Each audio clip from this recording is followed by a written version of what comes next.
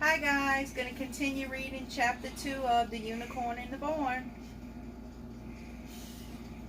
When the door closed, everything dimmed. It wasn't just that the born light was cut off. Suddenly, everything looked watery and dingy, like the reflections in an old mirror where the silver backing has gone bad. I glanced at my house.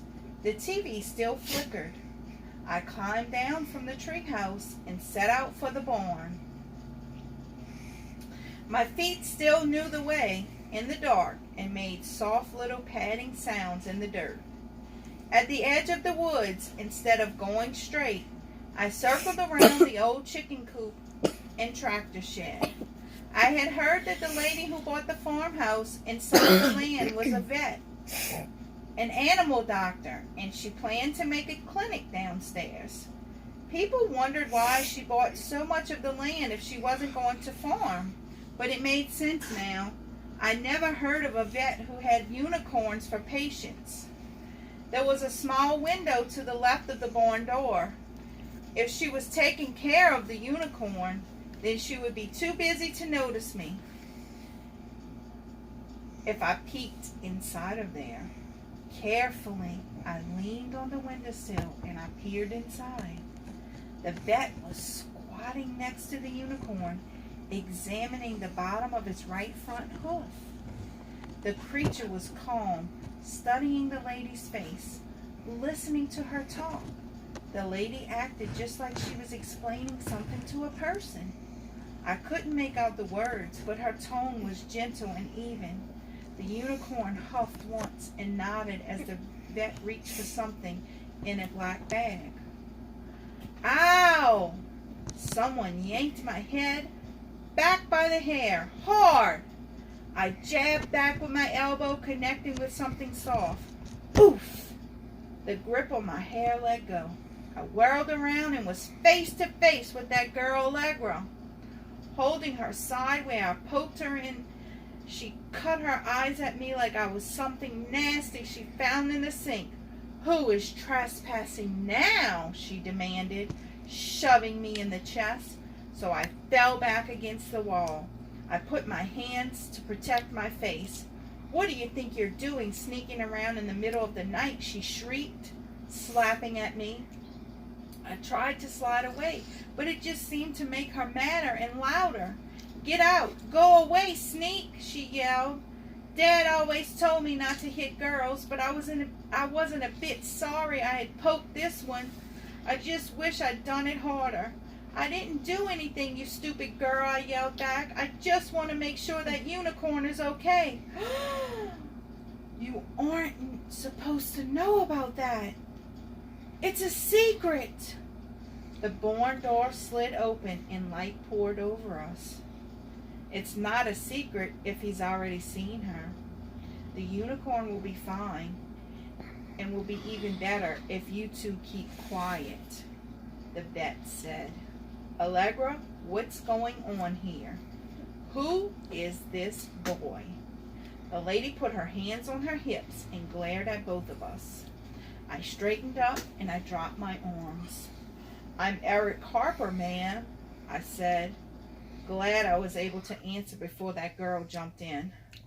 I saw the unicorn come through the woods. I could tell it was hurt. Can you help it? I shifted around trying to catch sight of it, but it must have moved into one of the stalls. Is it going to be all right? The lady's face softened. I think so, Eric, she said, holding out her right hand.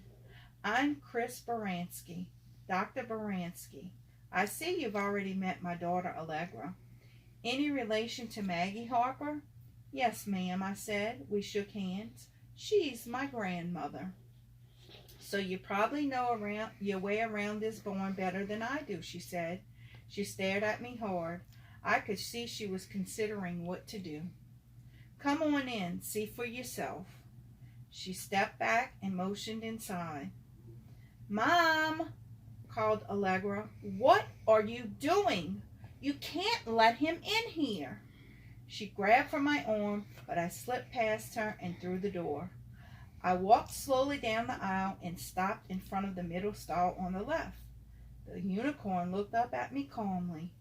I couldn't help but smile, the way you do at newborn puppies. A soft glow radiated from her, like warm moonlight. She held her right forefoot up off the floor as if it pained her. She gave a little hop and stretched out her nose to me. I touched her gently between the nostrils, where her muzzle was, whiskery and velvety soft. Warmth rushed up through my hand and through my whole body. "We're going to take good care of you," I told her, stroking her nose, but not daring to touch that horn. She turned her head slightly to look at me. She had greeny brown eyes, like a ripening acorn. I could tell she understood every word. Then she huffed and backed away. "What's wrong with her?" I asked Allegra, and her mother had come up beside me. That peaceful feeling coming from the unicorn must have touched Allegra too, because she wasn't glaring at me anymore. "She's got some pus in her hoof from some sort of infection. I need to drain it first," the doctor explained. She studied me for a moment, then turned back to the unicorn. "Allegra, get my blue box." The girl ran to get it. The doctor took something off a peg and held it for the unicorn to see. "I'm going to put this halter on you while I work. The halter won't hurt, but what I'll be doing to your hoof might. I don't want you to injure the kids or me by moving suddenly. Eric will hold this rope to keep your head still." She slipped the loop over the unicorn's ears and the bottom loop around her muzzle. "Oh, good girl. I bet you're not used to one of these, are you?" The unicorn shook her head and then stood quietly. Doctor motioned me over. "Stand here and hold the halter while I work on that hoof." She looped the rope around a peg. I took hold of the end and stood where she said. "Keep some tension on it, but don't jerk it." She fastened another length of rope on the other side and then looped it around another hook, so the unicorn's head was held steady between the two. The strange, sweet smell was so strong I just wanted to close my eyes and drink it in. Swirls of color ran along the horn, shimmering like oil on water. The point looked mighty sharp. The doctor crouched down and lifted the unicorn's foot. Gently, she touched the underside of the hoof, the soft part, which was puffy with a dark splotch in the middle. The unicorn sucked in a big breath, but held still. The vet ran her hand up the unicorn's leg, then held it while looking at her watch. Allegra came back with what looked like a big tackle box and set it down in front of the stall. "I need the lancet," Dr. Baranski said. Allegra opened the box, which was full of syringes, small sharp tools, and lots of little bottles, and took out a thin scalpel. Her mother took the instrument and held it up so the unicorn could see. "I'm going to make a cut to drain the infection. This is made from titanium. It doesn't have any iron.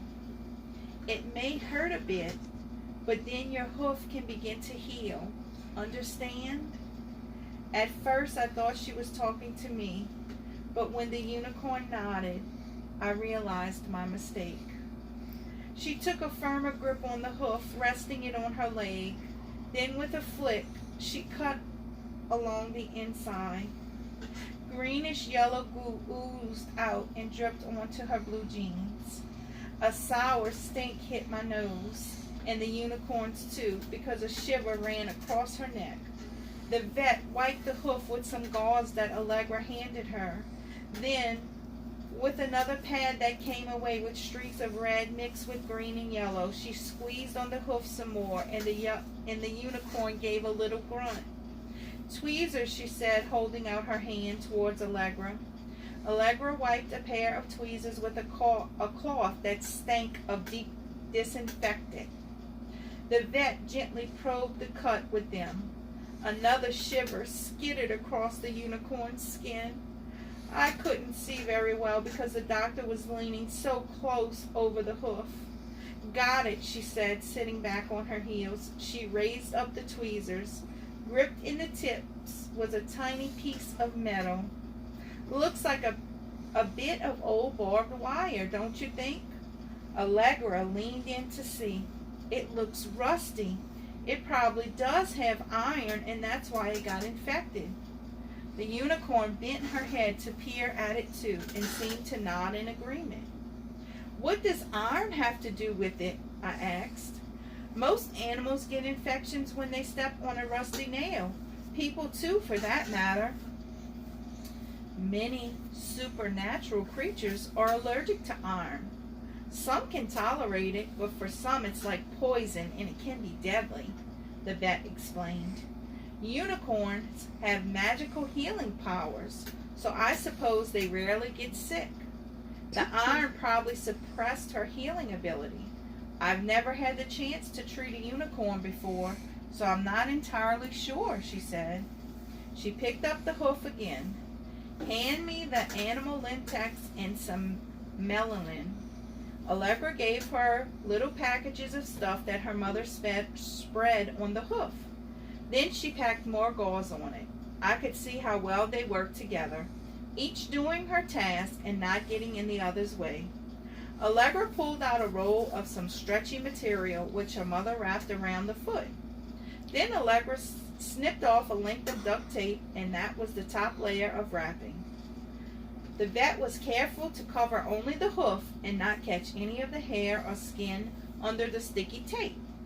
Dad always says you can fix anything with duct tape, but I don't think this is what he had in mind. The unicorn held her leg so the front of the hoof rested on the ground.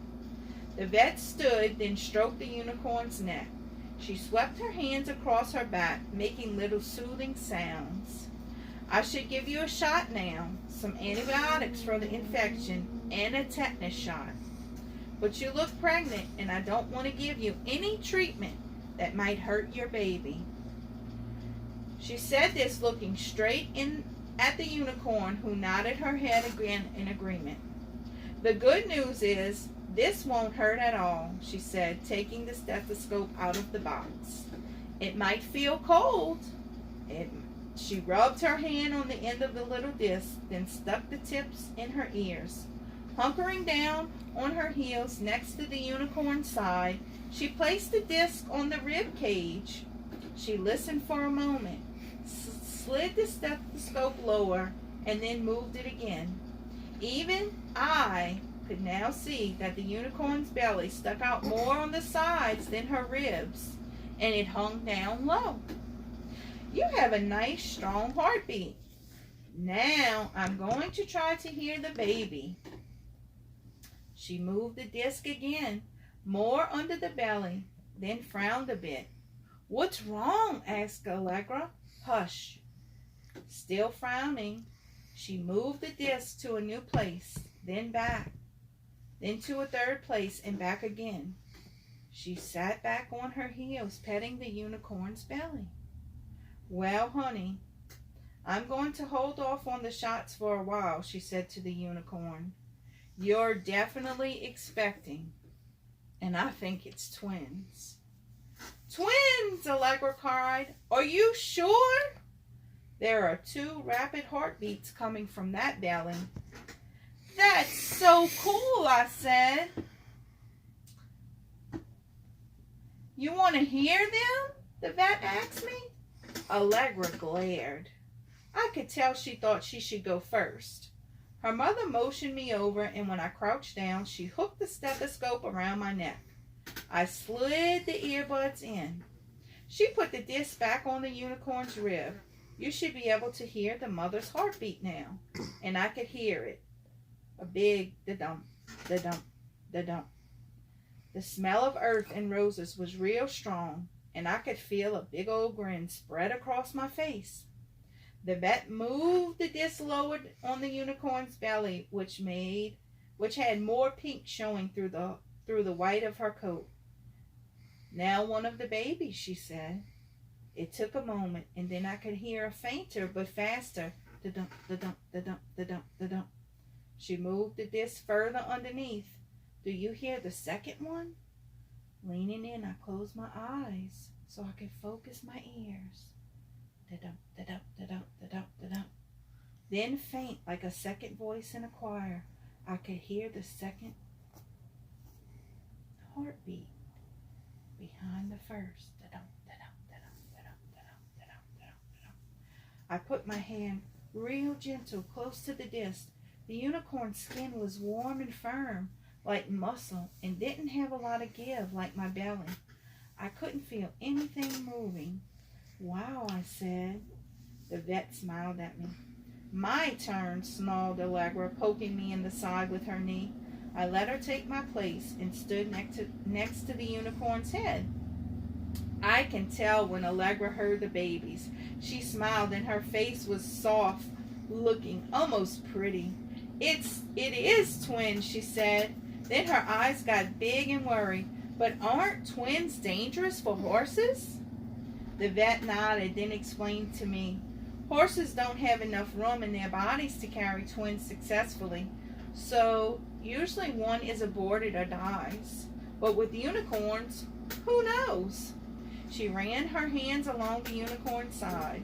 She is built a little different from a horse. Her chest is broader and the rib cage seems larger. The pelvis is different, more like a goat. There might be room in there for two.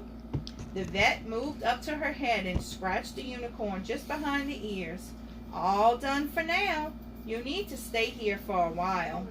The dressing needs to be changed twice a day for 7 days. I also want you to watch for signs that the infection isn't clearing up. If not, we'll have to give you shots anyway, so it won't spread through your system. Understand?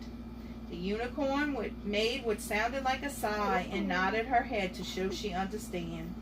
The vet unhooked the ropes and took the halter off the unicorn's head. I also want to see you frequently while you are carrying these twins. I'll help you in any way I can, and your babies too. The unicorn nuzzled the vet on the arm. The vet was giving me a hard look like she was making up her mind about something.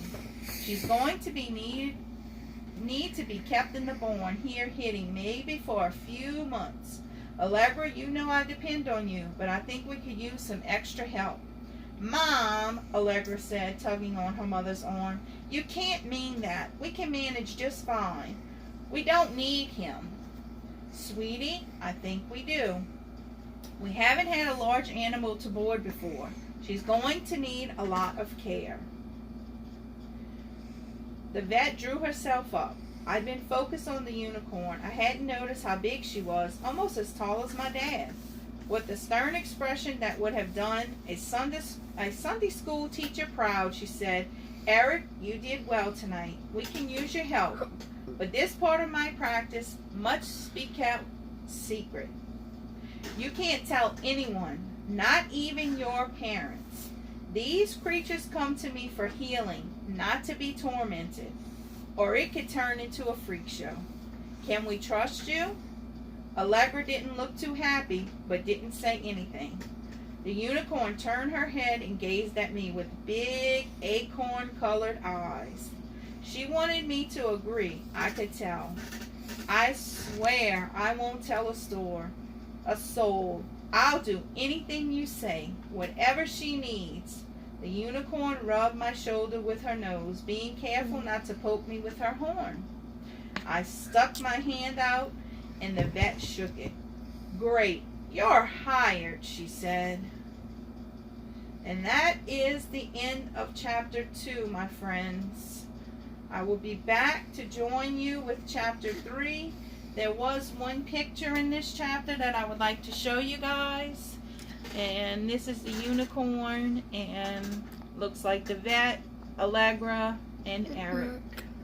So until we meet again for chapter 3, I will say goodbye for now. See you later.